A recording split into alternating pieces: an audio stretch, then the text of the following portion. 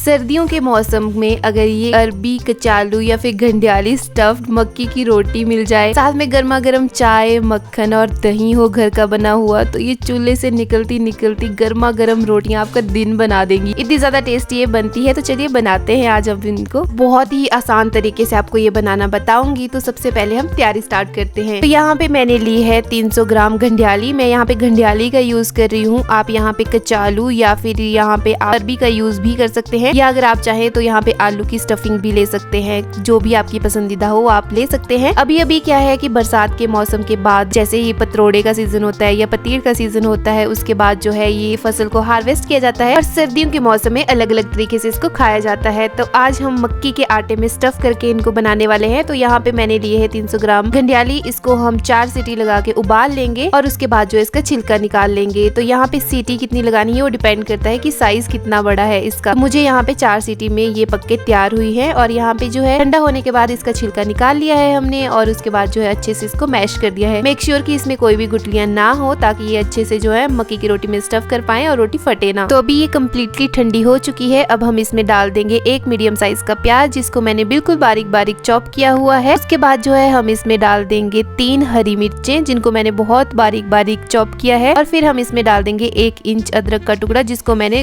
बारीक वाले ग्रेटर से ग्रेट किया हुआ है। आप चाहें तो बारीक बारीक इसको चॉप भी कर सकते हैं। फिर मैं यहाँ पे डाल रही हूँ 1 बड़ा चम्मच या टेबल स्पून धनिया। तो धनिया जो है मैंने अच्छे से कूट लिया है पहले कुंडी डंडे में, उसके बाद ही मैं इसमें ऐड कर रही हूँ। फिर इसके बाद हम इसमें डाल देंगे अजवाइन। तो अजवाइन मैंने 1 छोटा चम्मच इसमें डाला है। हाथों में पहले अच्छे से क्रश कर ले फिर डालें इसमें। तो उसके बाद जो है हम इसमें डाल देंगे आधी चम्मच जीरा, साबुत जीरा यहाँ पे मैं यूज कर रही हूँ। आप इसको चाहें तो थोड़ा सा हाथों में मसल के फिर डाल सकते हैं। छोटी सी पिंच जैसी मैं इसमें डाल रही हूँ मेथी पाउडर। फिर आधी चम्मच यहाँ पे डाल रही हूँ गरम मसाला पाउडर और आधी चम्मच ही मैं यहाँ पे यूज कर रही हूँ आमचूर पाउडर। इससे बहुत ही अच्छा फ्लेवर आता है इसमें। फिर हम इसमें ऐड कर देंगे नमक। तो नमक आप अपने स्वाद के हिसाब से डालें, या फिर यहाँ पे मैंने लगभग 1 बड़ा चम्मच यूज किया है। फिर अच्छा खासा इसमें डाल देंगे हम हरा धनिया। आपके पास हरा लहसुन है तो उसकी पत्तियां भी आप जरूर से डालें, वो भी बहुत अच्छी लगती है। अब अच्छे से इनको मिक्स कर लेंगे। तो मिक्स करने के लिए आपको हाथों का यूज करना पड़ेगा, चम्मच वगैरह से ये अच्छे से मिक्स नहीं हो पाएगा, क्योंकि इसका जो टेक्सचर है थोड़ा अलग सा होता है, इस तरह से जैसे आप देख पा रहे हैं। तो इसके लिए जो है हाथों से मिक्स करेंगे तो ज्यादा अच्छा रहेगा। बहुत ही अच्छे से सारी चीजों को मिला लेंगे और इसके बाद हम इसको रख देंगे साइड में और हम करेंगे आगे की प्रिपरेशन। तो यहाँ पे जो है मैंने ले ली है थाली या फिर पुरात आप ले लें। तो यहाँ पे डालेंगे हम 3 कप मक्की का आटा, जिसको मैंने अच्छे से पहले छान लिया है। उसके बाद मैं यहाँ पे ले रही हूँ। तो लगभग बड़ी कटोरी जो है 1 कप के बराबर होती है, उसी हिसाब से मैं नाप के इसको ले रही हूँ। फिर हम स्पैचुला की हेल्प से इस तरह से बीच में थोड़ा सा स्पेस बनाएंगे और फिर यहाँ पे डालेंगे हम गर्मा गर्म पानी। तो यहाँ पे उबलता हुआ पानी ही आपको यूज करना है। थोड़ा थोड़ा करके ही आप पानी को डालें और अच्छे से जो है आटे के साथ उसको मिक्स करते रहें। इस तरीके से क्या होता है कि जैसे हमारा मक्की का आटा ग्लूटेन फ्री होता है तो थोड़ा सा वो नरम रहता है, लंबे टाइम के लिए हम आसानी से जो है रोटियां बना पाते हैं। तो ये वाला तरीका जो है वो परांठे टाइप अगर आपको बनाने हैं या फिर आपको रोटी भी बनानी है तो बहुत ज्यादा फायदेमंद होता है। आप देख सकते हैं कि किस तरह से मैं थोड़ा थोड़ा करके इसमें पानी ऐड कर रही हूँ और उसके बाद आटे के साथ उसको मिक्स कर रही हूँ। आपको भी सेम प्रोसेस उसी तरह से करना है, एकदम से ज्यादा पानी नहीं ऐड करना है। अगर आप ज्यादा पानी ऐड कर देंगे एकदम से तो फिर वो क्या होगा कि आटा थोड़ा गीला हो जाएगा ज्यादा और फिर उसके बाद जो है फिर आप इसको संभाल नहीं पाएंगे। तो थोड़ा थोड़ा करके पानी ऐड करते रहें और इसको मिक्स करते रहें। तो अगर आपको मैं नाप के हिसाब से बताऊं तो 3 कटोरी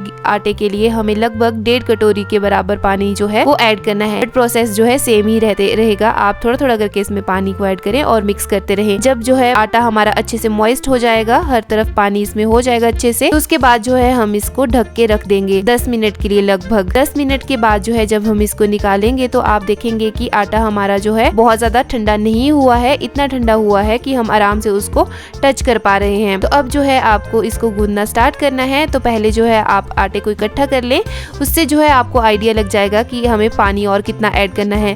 फिर थोड़ा थोड़ा करके जो है पानी यहाँ पे आप डालें और जिस तरह से हम गेहूं का आटा गूंद के तैयार करते हैं उस तरह से ही लगभग हमें इसको गूंदना है। पर क्या होता है कि ये ग्लूटेन फ्री आटा है तो इसको मसलना बहुत ज्यादा जरूरी है। तो जरूरत के अनुसार थोड़ा थोड़ा पानी ऐड करते रहें और इस तरह से इसको मसलते रहें जब तक कि इसका एक सॉफ्ट सा डो लग के तैयार ना हो जाए। आटा बिल्कुल तैयार है। अब हम स्टार्ट करेंगे इससे रोटियां बनाना। तो इमीडिएटली ही हमें स्टार्ट कर देना है। तो पहला मेथड मैं आपको बता रही हूँ। तो इस तरह से जो जिस तरह हम गेहूं की रोटी बनाते हैं उससे थोड़ा सा ज्यादा हमें आटा ले लेना है और हाथों में जो है बहुत अच्छे से हमें उसको इस तरह से गोल कर लेना है जब तक कि इसमें बिल्कुल भी क्रैक आना बंद ना हो जाए। तो जब इस पे क्रैक आना बंद हो जाएंगे उसके बाद जो है हम इसमें लगा लेंगे सूखा आटा। तो आप ये सेम प्रोसेस जो है रिपीट करेंगे जब तक कि आटा हमारा जो लोई है वो एकदम चिकनी ना हो जाए। तब तक आप इसको हाथों पे घुमा ले, फिर सूखा आटा लगाएं और इस तरह से जो है हाथों में उसको बढ़ा ले। ये वाला स्टेप जो है अगर आप नहीं करना जानते हैं तो आप स्किप कर सकते हैं। आप डायरेक्टली इसको चकला पे रख के जो है थोड़ा सा फ्लैट कर सकते हैं। अब जो है हम इसमें डाल लेंगे स्टफिंग। तो यहाँ पे जो है अच्छे अमाउंट में स्टफिंग डालना आप, तभी ये खाने में बहुत ज्यादा अच्छी लगती है। अब आप वीडियो में ध्यान से देखना कि किस तरह से मैं हल्के हल्के हाथों से जो है इसको घुमा रही हूँ और साथ ही जो अंगूठा है उसकी हेल्प से थोड़ा थोड़ा इसको बंद करने की कोशिश कर रही हूँ। इसी तरह से बिल्कुल घुमाते हुए आपको इसको बंद कर लेना है और उसके बाद जो है इसमें कोई भी दरार नहीं रहनी चाहिए ताकि स्टफिंग हमारी बाहर ना आए। हल्के हाथों से इसको घुमा लेंगे और बिल्कुल आपका जो है स्टफिंग वाला ये पेड़ा बनके बिल्कुल तैयार है। अब जो है हम इसको थोड़ा थोड़ा इस तरह से घुमा लेंगे ताकि स्टफिंग हमारी अच्छे से फैल जाए और उसके बाद जो है मैं इस तरह से इसको बढ़ा रही हूँ। सेम वही बात मैं बोलूंगी, अगर आपको नहीं आता है इस तरह से घुमाना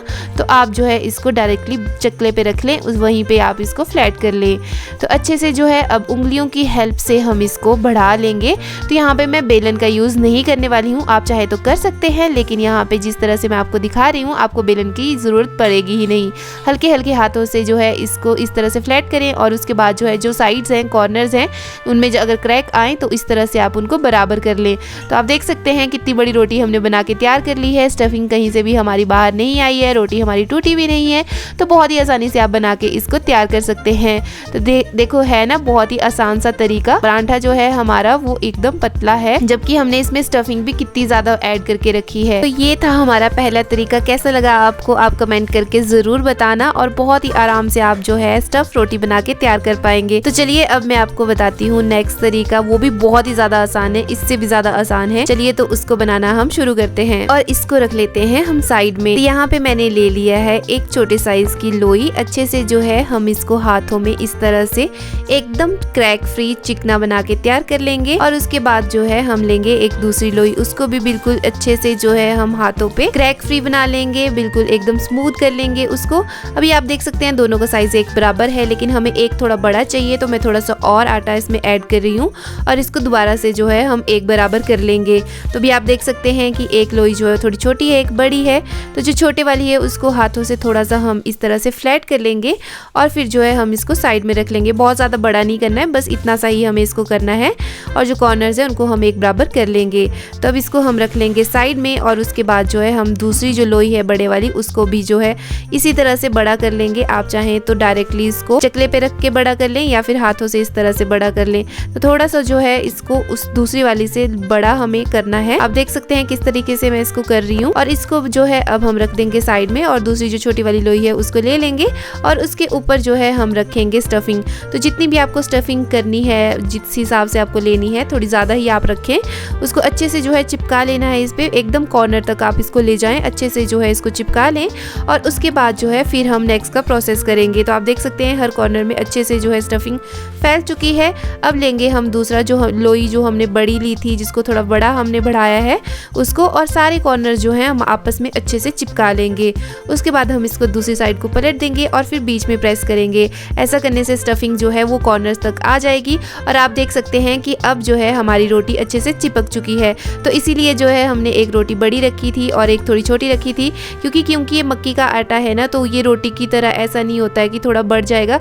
तो जिस तरह से आप इसको चिपकाएंगे उसी तरह से जो है वो शेप ले लेता है। और अब जो है हम कॉर्नर को कर लेंगे एक बराबर और अच्छे से जिस तरह से हमने पहले रोटी बना के तैयार करी थी, उंगलियों की हेल्प से आप इस तरह से इसको बढ़ा सकते हैं। थोड़ा थोड़ा सूखा आटा भी लगाते रहें और अगर आप चाहें तो आप यहाँ पे बेलन से भी इसको बढ़ा सकते हैं। बहुत ही आराम से रोटी बनके आपकी तैयार हो जाएगी। है ना, बहुत ही ज़्यादा आसान तरीके। कितना ज़्यादा आसान है वो भी हम बना रहे हैं स्टफ़ मक्की की रोटी।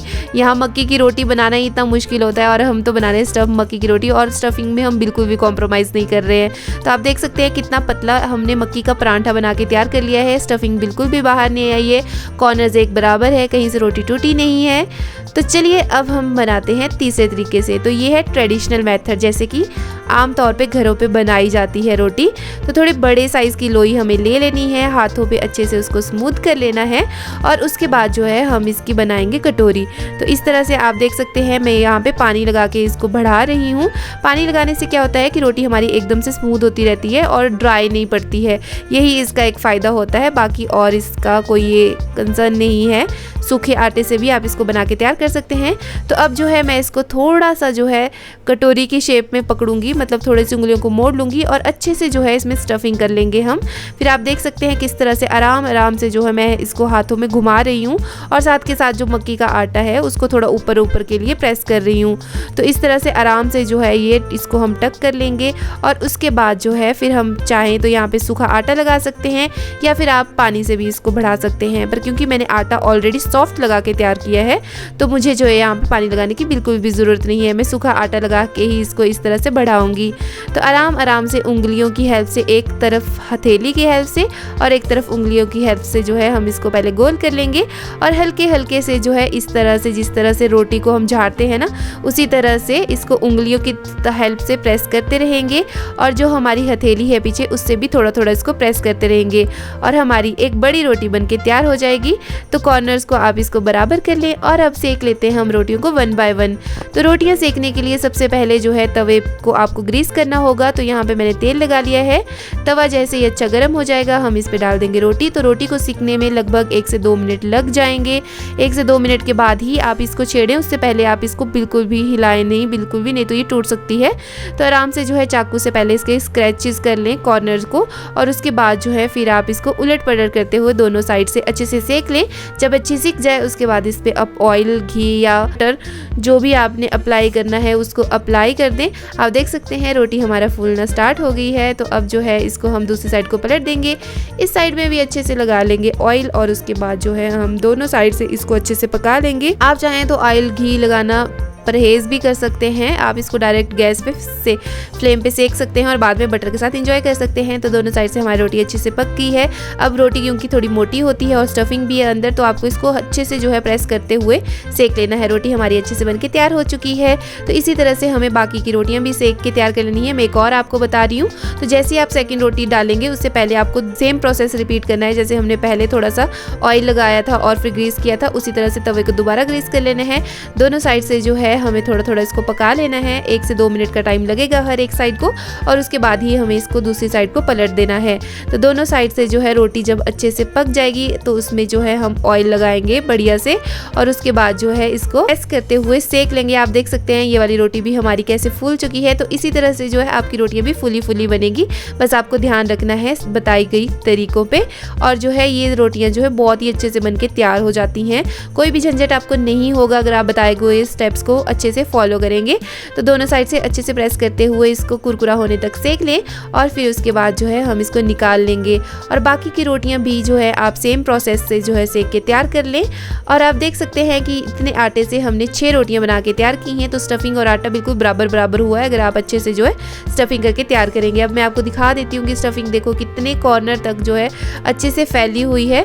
तो बताए गए स्टेप्स को अगर आप फॉलो करेंगे ना तो आप इतनी ही बढ़िया रोटियां बना के तैयार कर सकते हैं। और ज़रूरी नहीं है कि आप यही स्टफिंग करें, आप कोई और स्टफिंग भी इसमें डाल सकते हैं अपनी मनपसंद की। बहुत ही बढ़िया, बहुत ही आसानी से और बहुत ही जल्दी आप ये रोटियां बना के तैयार कर लेंगे और कोई गैस भी नहीं कर पाएगा कि आपको रोटियां बनाना आती भी नहीं होगी, तब भी आप बहुत अच्छे से बना पाएंगे। तो अगर आपको आज की रेसिपी अच्छी लगी हो तो चैनल को सब्सक्राइब, वीडियो को लाइक, शेयर एंड कमेंट करना बिल्कुल ना भूलें। Thanks for watching. Serve with love.